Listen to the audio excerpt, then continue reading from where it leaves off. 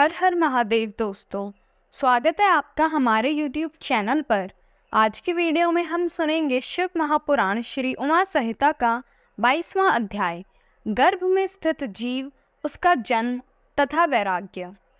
व्यास जी बोले, हे महर्षि, आपने हमारी बहुत सी जिज्ञासाओं को शांत किया है। अब आप हमें जीव का जन्म, उसकी गर्भ में स्थित एवं जीव के वैराग्य के बारे में बताइए। महामुनि व्यास के प्रश्न को सुनकर संत कुमार जी बोले, हे मुनि, हमारे शरीर की पुष्टि रस एवं मैल से हुई है। मैल 12 रूप में शरीर से बाहर होता है। कान, आँख, नाक, जीभ, दांत, लिंग, गुदा, मलाशय, स्वेद, कफ, विष्ठा, मूत्र आदि मल स्थान है। हमारा हृदय सभी नाड़ियों से जुड़ा हुआ है। इसी के द्वारा शरीर में रस पहुँचता है। यही रस आत्मा से परिपक्व होता है।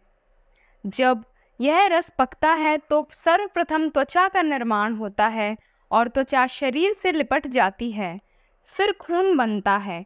तत्पश्चात रोम, बाल, स्नायु, अस्थि, मज्जा पैदा होते हैं। ऋतुकाल में स्त्रियों के शरीर में प्रवेश वीर्य शरीर का निर्माण करता है।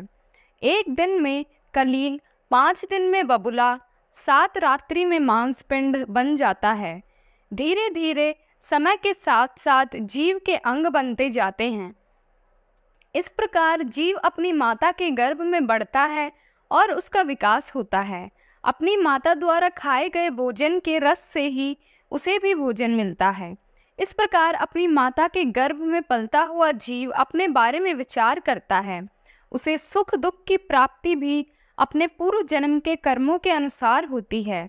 उसे गर्भ में ज्ञान होता है कि मैं इसी तरह जन्म मरण पाता रहता हूँ और प्रत्येक योनि में अनेकों दुखों को भोगता हूँ।